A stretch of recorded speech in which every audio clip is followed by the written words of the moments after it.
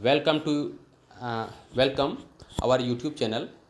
और आज हम आपको हिंदी बताएंगे। हिंदी में एक चैप्टर है समास। हिंदी में हम सभी चैप्टरों को कवर करेंगे। तो सबसे पहले हम शुरू करते हैं समास से। ये समास होता क्या है, तो हम समास को पहले ये याद करेंगे, देखेंगे कितने होते हैं। तो समास होते हैं 6 और इसको हम एक शार्ट ट्रिक से याद करते हैं। अब तक दादा, अब तक दादा शार्ट ट्रिक है। उसी ट्रिक के माध्यम से हम सारे 6 समास को याद करते हैं।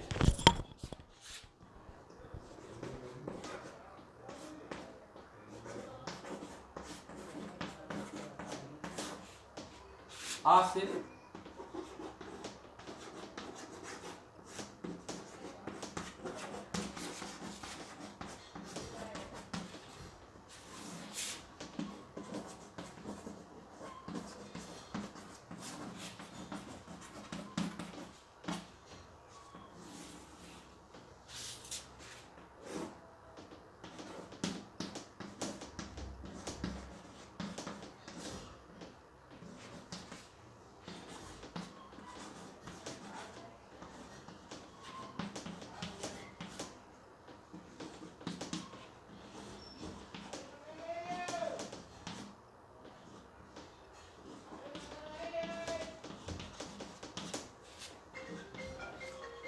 तो ये सभी समास आपने देखे। आ से अव्यय भाव समास, बा से बहुब्रीहि समास, ता से तत्पुरुष समास, का से कर्मधारय समास, दा से द्विगु समास और दा से द्वंद्व समास। तो 6 समास के बारे में आपने देखे। और समास का शाब्दिक जो अर्थ होता है संक्षिप्त होता है। समास का शाब्दिक अर्थ संक्षिप्त होता है और इसके बारे में एक एक समास के बारे में व्याख्या करेंगे। तो सबसे इजी लेकर के चलते हैं, वो है द्वंद्व समास।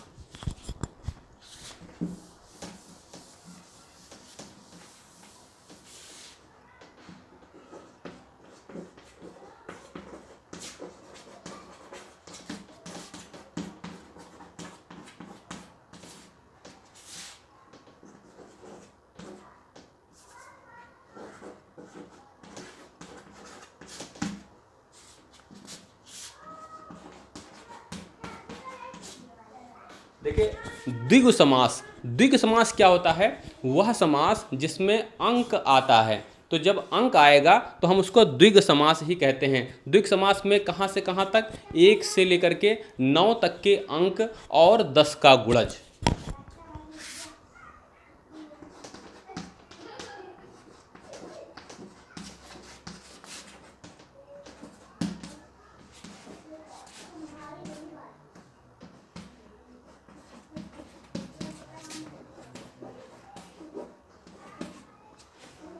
तो यहाँ 10 का गुणज का अर्थ है कि 10, 20, 30, 40, 50, 100 जो संख्या 10 से विभाजित हो जाए हम उसको 10 का गुणज कहेंगे। तो यहाँ देखिए 10, अब किस प्रकार से इसको बनाएंगे हम, कि जैसे कोई आ जा रहा है।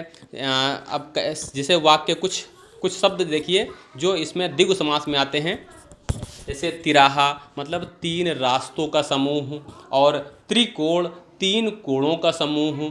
और इस तरह से बहुत से वर्ड्स हम मतलब शब्द हैं जिसको हम यहाँ लिख रहे हैं जो द्विगु समास में आते हैं।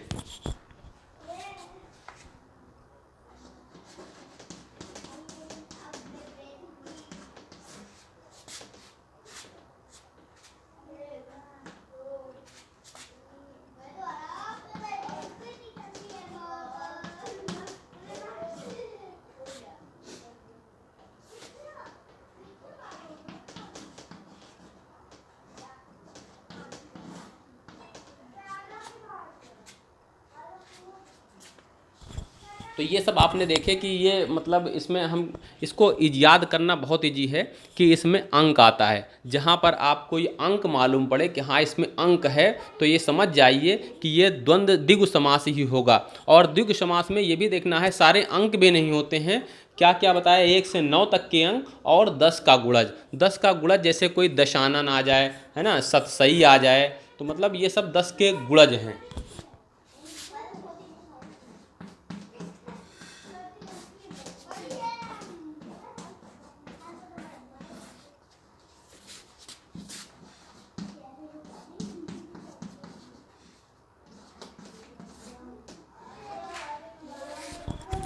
शताब्दी आ जाए, तो ये सभी दशानन है, सतसई है, शताब्दी है, मतलब ये 10 के गुणज हैं। और प्लस 1 से 9 तक चौराहा, त्रिभुज हैं। और इस तरीके से हम मतलब और भी त्रिभुवन है, इस तरीके से जो भी इसमें आए, हम अंक उसमें अगर देखेंगे 1 से 9 तक के अंक हैं तो इसको मान लेंगे कि ये द्विग समास है। और इसमें अगर हमने देखा कि 10 का गुणज कोई लिखा हुआ है तो ये भी क्या है, द्विग समास है। तो द्विग समास अच्छी तरह से आपको समझ में आ गया होगा। अब हम आपको बताएंगे दूसरा द्वंद्व समास।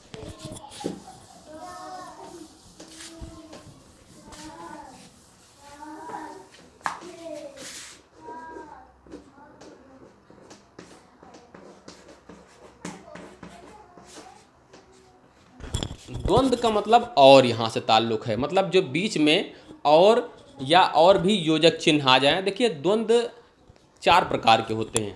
सबसे पहले हम इसको देखेंगे, द्वंद्व का मतलब यहाँ पर और आ जाए, मतलब या कोई या आ जाए, इस तरह से 4 प्रकार है। चारों प्रकार से हम यहाँ समझते हैं 4 कौन कौन से प्रकार हैं। तो ये चारों प्रकार के समास किस में है, द्वंद्व समास में है। अब देखिए सबसे पहले आता है इतरेतर द्वंद्व समास। इतरेतर द्वंद्व समास में और योजक चिन्ह इसमें लगा होता है, इसमें और या कोई योजक चिन्ह लगा होता है किसमें, इतरेतर द्वंद्व समास में।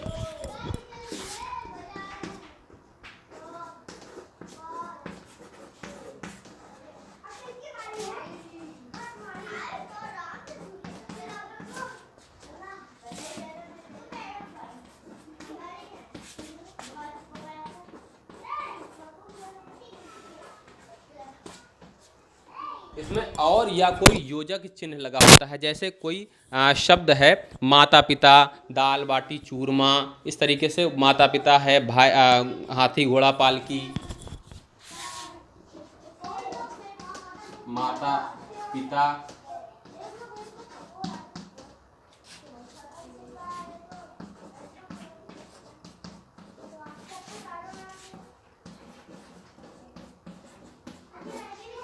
दाल बाटी चूरमा और हाथी घोड़ा पालकी, और भी जैसे राम बलराम, राधा कृष्ण, कृष्ण अर्जुन, मतलब और इसमें छिपा हुआ होता है। जो और शब्द है इसमें छिपा हुआ होता है, उसके स्थान पर योजक चिन्ह लगा होता है। जैसे कौन सा आ जाए, राम बलराम, राधा कृष्ण,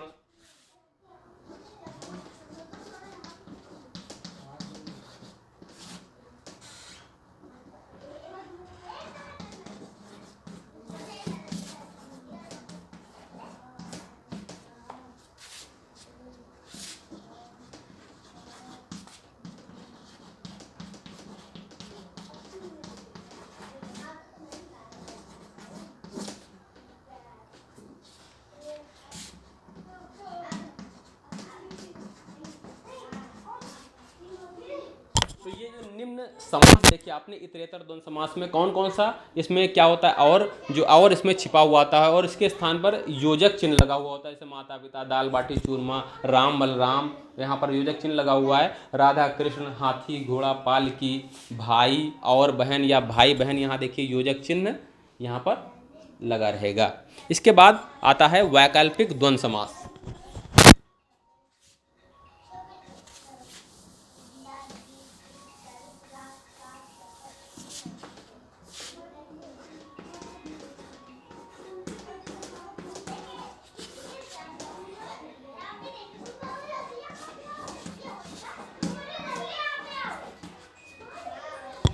वैकल्पिक द्वंद्व समास का मतलब होता है जिसमें कोई विकल्प हो, या शब्द छिपा हुआ होता है, या शब्द दिया हुआ हो, या शब्द छिपा हुआ होता है इसमें वैकल्पिक में।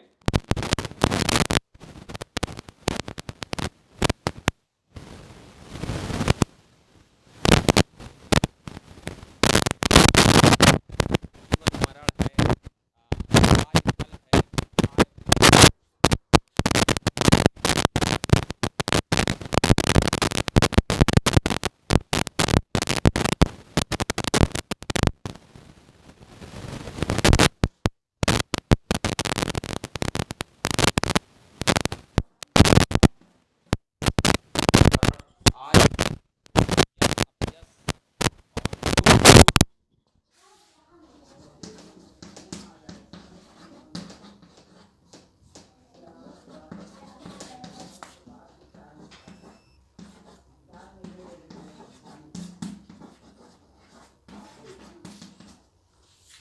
तो ये सारे देखें, वैकल्पिक का मतलब होता है जिसमें विकल्प हो, जैसे या शब्द उसमें छिपा हुआ होता है, जीवन या मरण, जीवन मरण का मतलब जीवन या मरण, आय व्यय का मतलब आय या व्यय, आज कल का मतलब आज या कल, यश अपयश का मतलब यश या अपयश, सुख दुख का मतलब होता है सुख या दुख।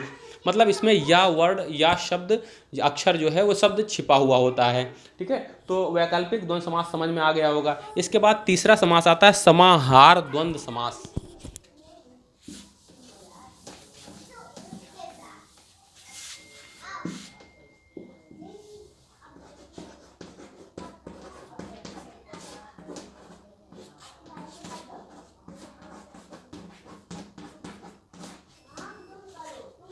समाहार द्वंद्व समास क्या होता है?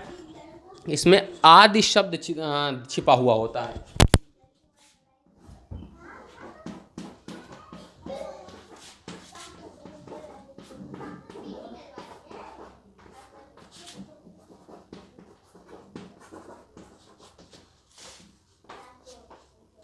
आदि शब्द इसमें छिपा हुआ होता है, जैसे जैसे कुछ अगल बगल, मतलब एक कुछ दूसरे एक दो शब्द होते हैं, एक का तो अर्थ होता है, दूसरे का कोई भी अर्थ नहीं होता है। जैसे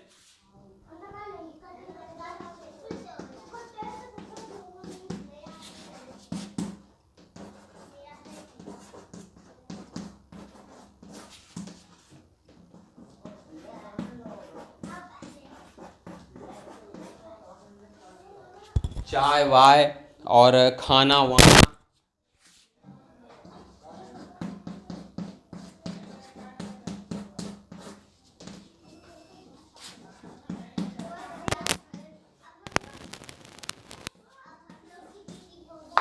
खाना वाना, पानी वानी, आस पास।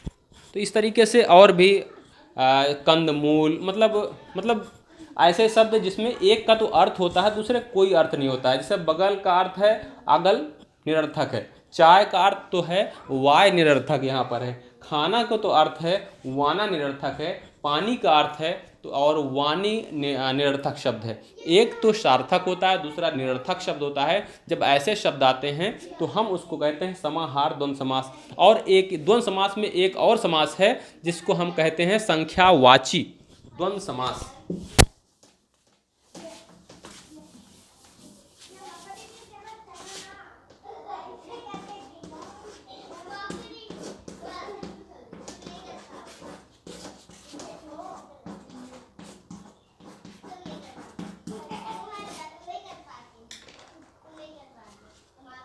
देखिए, संख्यावाची द्वंद्व समास में जैसे उसमें हमने बताया था द्विगु समास में कि 1 से 9 तक की संख्या और प्लस 10 का गुणज। अब जब बीच की जो भी संख्या बची तो वो सभी संख्यावाची द्वंद्व समास होंगी। जैसे 10 तक तो हमने बता दिया, 10, 20, 30। अब बीच में 11, 12, 13, 14, 15, 21, 22, 23, 24, 25 और इस तरीके से जो बीच में शब्द आ रहे हैं ये सभी संख्यावाची द्वंद्व समास होंगे। जैसे कोई उदाहरण,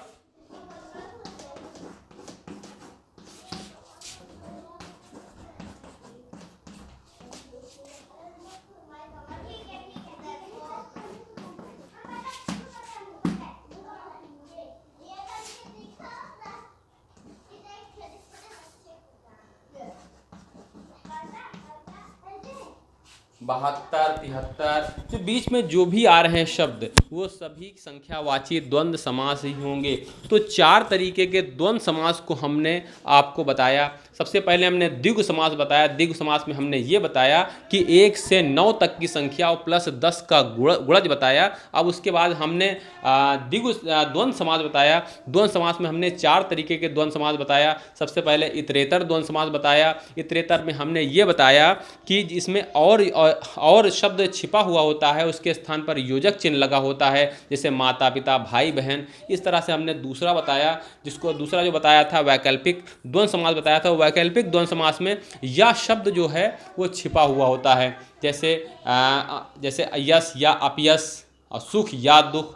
और उसके बाद हमने तीसरा बताया समाहार द्वंद्व समास। समाहार द्वंद्व समास में हमने ये बताया कि एक शब्द तो सार्थक होता है परंतु दूसरा शब्द निरर्थक होता है, जैसे खाना वाना, पानी वानी, अगल बगल और इसके बाद हमने चौथा बताया संख्यावाची द्वंद्व समास। और संख्यावाची द्वंद्व समास में हमने ये बताया कि इसमें संख्या 1 से 9 तक की संख्या या 10 का गुणज नहीं होता है, इसके अलावा जो भी संख्या होंगी वो सभी संख्यावाची द्वंद्व समास होंगी।